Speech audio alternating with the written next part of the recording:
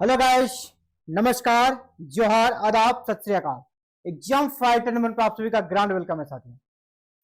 बहुत ही शानदार अपडेट वैसे बच्चों के लिए जो अभी फिलहाल नेट निकाल चुके हैं, पीएचडी कर चुके हैं, जेआरएफ क्रैक कर चुके हैं, लेकिन आपके पास कोई भी जॉब नहीं है। उनके लिए अच्छी खबर है, लेकिन उनके लिए बहुत निराशाजनक है। जो सभी चीजें पूरी कर चुके हैं, यानी उनका पीएचडी भी कंप्लीट है, पब्लिकेशन भी कंप्लीट है, टीचिंग एक्सपीरियंस भी कंप्लीट है, जो चाहते हैं जल्द से जल्द परमानेंट असिस्टेंट प्रोफेसर बने, उनके लिए बुरी खबर है। और जो अभी नए नए नेट पास किए हैं, जेआरएफ क्रैक किए हैं, या फिर अभी तुरंत पीएचडी किए हुए हैं, उन सब के लिए अच्छी खबर है कि आपको अच्छा एंगेजमेंट होने का मौका मिलेगा और एक बड़ी भर्ती झारखंड में फिर आपको देखने को मिल रही है।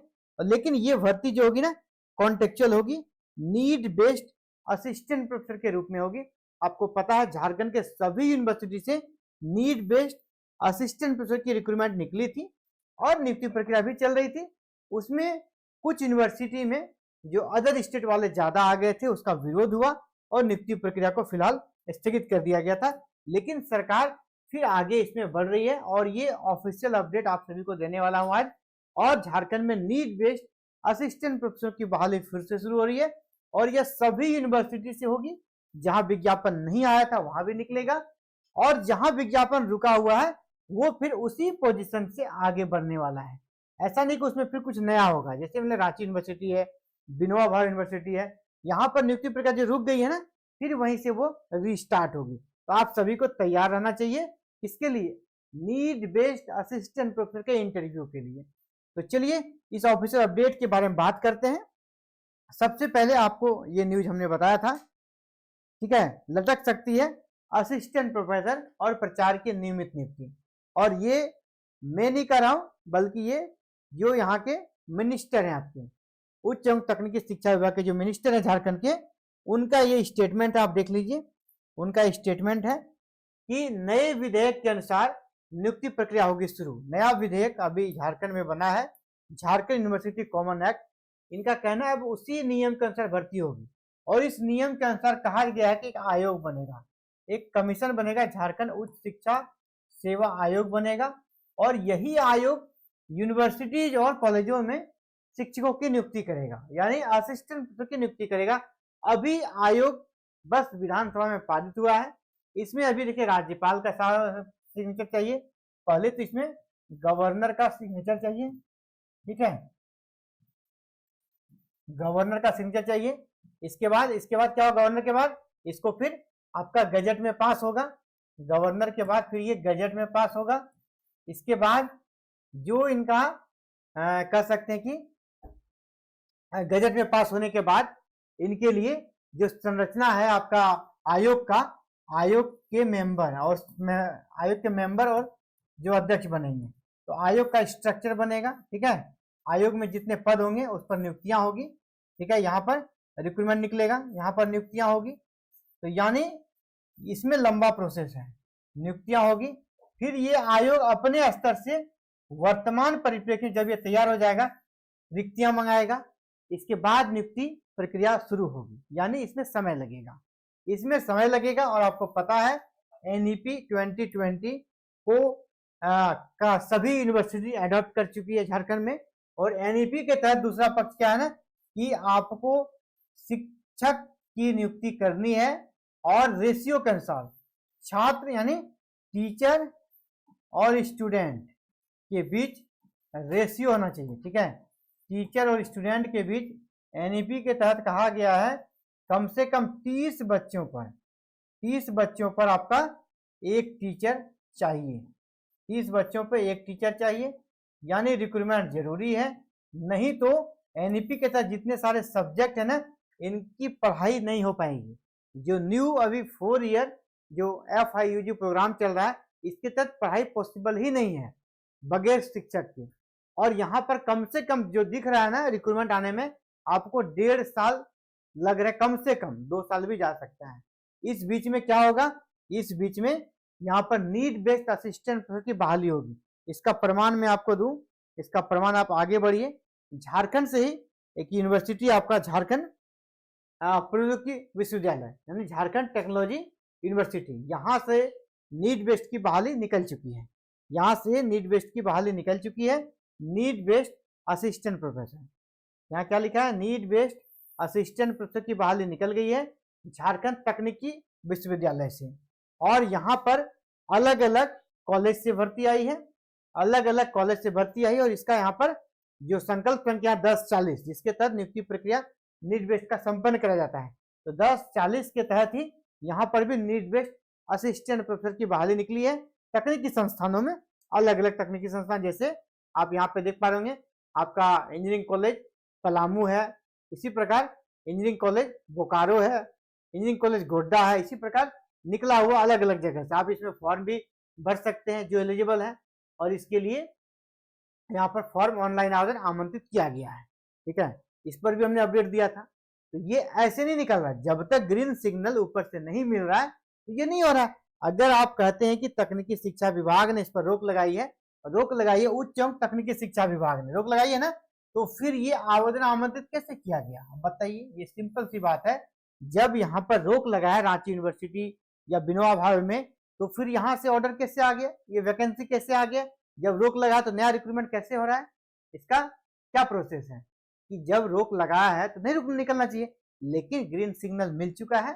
ठीक है, क्योंकि सरकार की भी व्यवस्था है, सरकार की व्यवस्था है। मान लीजिए हाईकोर्ट कहती है परमानेंट वैकेंसी निकालिए, लेकिन कोर्ट के अनुसार सरकारें नहीं चलती है, और कोर्ट पूरे राज्य को नहीं चला सकती है। कोर्ट का अपना एक दायरा होता है, उनको पूरा हर चीज नहीं संभालना, बस उनको न्याय करना है, जो जाता है उसको डिसीजन सुनाते हैं। लेकिन पूरा सिस्टम को देखना सरकार का काम है, उसके पास क्या अवेलेबल है, क्या रिसोर्सेस है, किस प्रकार की पढ़ाई करना है, क्या टारगेट हासिल करना है, यानी 10 तरह के चीजों को सरकार को देखना पड़ता है, तभी एक सिस्टम सही तरीके से चल पाता है। जबकि कोर्ट को सिर्फ अपने दिए गए जो मामले हैं उस पर निर्णय देना होता है, इसलिए कोर्ट के अनुसार सरकारें चलेगी, ये पॉसिबल यहाँ पर होती नहीं है। इसलिए सरकारों को भी पता है हमें आगे क्या करना है, तो फिलहाल वो कोर्ट में अपना जवाब देंगे कि फिलहाल हमारे पास अभी दिक्कत है, हमने नया आयोग बनाया है, उसके अकॉर्डिंग नियुक्तियां करेंगे, क्योंकि जेपीएससी फेल्योर है। जेपीएससी आज तक एक बार नियुक्ति प्रक्रिया संपन्न कराया ढंग से, अब सिर्फ एक बार, 25 साल हो गए, वो भी फेयर नहीं है, उस पर भी सीबीआई जांच चल रहा है। सिर्फ एक बार 2008 की बहाली को इन्होंने संपन्न कराया है जेपीएससी ने, और वो भी अभी भी यहाँ पर सीबीआई जांच हो रहा है, वहां भी सीबीआई जांच हो रहा है। अभी 2018 की वैकेंसी कोई संपन्न नहीं करा पाए हैं, यानी जेपीएससी पूरी तरह फेल्योर है। तो जेपीएससी पे बहाली नहीं कराएंगे, हम लोग नया आयोग से कराएंगे, और निश्चित रूप से कोर्ट भी इससे कन्विंस हो जाएगी। ठीक है, इससे कोर्ट में भी कुछ होगा नहीं आगे। अभी देखिए यहाँ पर नीट बेस्ड का निकला हुआ। इसके अलावा आपने ये भी न्यूज देखा होगा कि सिधू कानू मुर्मू यूनिवर्सिटी, यहाँ भी अभी नए नीट बेस्ड असिस्टेंट प्रोफेसर की नियुक्ति की गई है। तो यानी ये भी नियुक्तियां जो की गई है ना, ये भी संकल्प 1040 के तहत की गई है, ये भी संकल्प 1040 के तहत ही ये नियुक्तियां की गई है। यानी कोई भी वाइस चांसलर या किसी भी कोई भी यूनिवर्सिटी का पदाधिकारी उच्च एवं तकनीकी शिक्षा विभाग से इतर जा नहीं सकता है। अगर इन्होंने नियुक्ति प्रक्रिया की है रोक के बावजूद, तो जरूर ही से वहां से एक ग्रीन सिग्नल इन्होंने लिया होगा, ऑर्डर लिया होगा कि हमें बहुत ही जरूरत है, इसके बिना यहाँ पर पठन पाठन प्रभावित हो रहा है। तो कोई भी गवर्नर हो या राजभवन का कार्यालय हो, वहां ऐसा नहीं हो सकता है कि आपका पठन पाठन को वो सेकंड नंबर पे रखेंगे। वो भी चाहते हैं पठन पाठन सुचारू रूप से चले। ठीक है, और उनको भी पता है परमानेंट नियुक्ति में समय लगेगा, तो वहां से जरूर उसे लिखित रूप से नहीं, मौखिक रूप से ग्रीन सिग्नल मिला है, और आने वाला समय बहुत जल्द आपको लिखित रूप से भी दिख जाएगा कि ग्रीन सिग्नल मिल गया है, और सभी यूनिवर्सिटी से नीट बेस्ड असिस्टेंट की बहाली होगी। जैसे अभी यहाँ पर दिया गया है, इन सभी को नियुक्ति दिया गया है सिधू कानू मुर्मू यूनिवर्सिटी में। तो बात करते हैं, ये आपका एविडेंस रहा, क्यों मैं बता रहा हूँ, ये सारी चीजें एक और हमें ले जा रही है कि यहाँ पर फिलहाल परमानेंट वैकेंसी नहीं आ रही है, तो पठन पाठन को सुचारू रूप से चलाने के लिए फिर सरकार नीट बेस्ड के सहारे चलेगी, और जिसका कुछ एग्जाम्पल मैंने आपको दिखा दिया, नए एग्जाम्पल दिखा दिया कि नियुक्ति प्रक्रिया स्टार्ट हो चुकी है। अब बहुत जल्द आपको अन्य यूनिवर्सिटी में भी जहाँ विज्ञापन नहीं आया था नया विज्ञापन आएगा। तो जो बच्चे नेट पास हैं या जीआरएफ पास हैं, उनके लिए अपडेट आपको यहाँ पर मैं देता रहूंगा।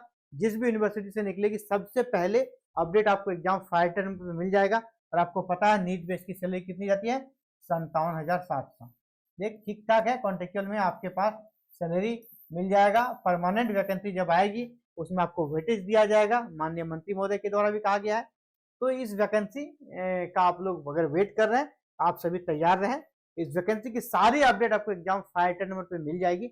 इसके अलावा आप सभी जिन्होंने अप्लाई किया है रांची यूनिवर्सिटी या विनोबा भावे, वहाँ इंटरव्यू के लिए भी आप लोग तैयार रहें। बहुत जल्द आपको ऑफिशियल लेटर भी दिखने वाला है और यहाँ पर फिर से नीट बेस्ड असिस्टेंट की एक बड़ी भर्ती झारखंड में मिलेगी। और साथ ही साथ ये भी कहना चाहेंगे, इसको बिल्कुल हल्के में लेना, सीरियसली लेना है, क्योंकि परमानेंट वैकेंसी जब आएगी इन सभी को सरकार ने कर सकते समायोजन तो नहीं, लेकिन बहुत ही महत्वपूर्ण वेटेज देने का प्रयत्न कर रही है। इस दिशा में काम हो रहा है, अदर स्टेट का रिव्यू भी चल रहा है और बहुत जल्द आपको नीट बेस्ड वाले के लिए भी गुड न्यूज देखने को मिलेगा। यानी अगर आप यहाँ आ जाते हैं आप एक अच्छी जगह पे पहुंच जाएंगे और आपकी परमानेंट जब नियुक्ति होगी, परमानेंट वैकेंसी आएगी, आपके सिलेक्शन के चांस काफी ज्यादा बढ़ जाएंगे। तो ये झारखंड से अपडेट थी। और ऐसे ही आप चाहते हैं उच्च शिक्षा में जाना, तो हायर एजुकेशन से जुड़े हर एक अपडेट को जानने के लिए आप अपने चैनल एग्जाम फाइटर में को सब्सक्राइब कर लीजिएगा, ताकि अगली वीडियो जो भी अपलोड करूं आप तक नोटिफिकेशन जाए और आप उसे देख सके और खुद को रेडी रख सकें। हमारे पास आप जुड़ सकते हैं। इसके लिए आपको पहला चैनल को सब्सक्राइब कर लें, दूसरा इसी वीडियो के डिस्क्रिप्शन में व्हाट्सएप ग्रुप का लिंक है, वहां भी आप हमसे जुड़ सकते हैं, टेलीग्राम पे जुड़ सकते हैं, या पर्सनल कॉल भी कर सकते हैं। सारी अपडेट यहाँ पर आपको दी जाएगी और ऐसा नहीं किसी में आपको शुल्क, सारी चीजें फ्री है। चैनल को सब्सक्राइब करने से कोई पैसा नहीं कटता आपका। व्हाट्सएप ग्रुप में जुड़ते हैं तो वहां भी कोई पेमेंट नहीं करता है, टेलीग्राम में जुड़ते हैं तो वहां भी कोई पेमेंट नहीं लगता है, सब कुछ निःशुल्क है ना। तो आप सारी सूचनाओं का लाभ लें। एग्जाम फाइटर नंबर 1 आपके साथ है, ठीक है, और आपकी सफलता ही हमारी सफलता है। इसी के साथ आप सबसे विदा लेता हूँ। जय हिंद, जय भारत, जय झारखंड।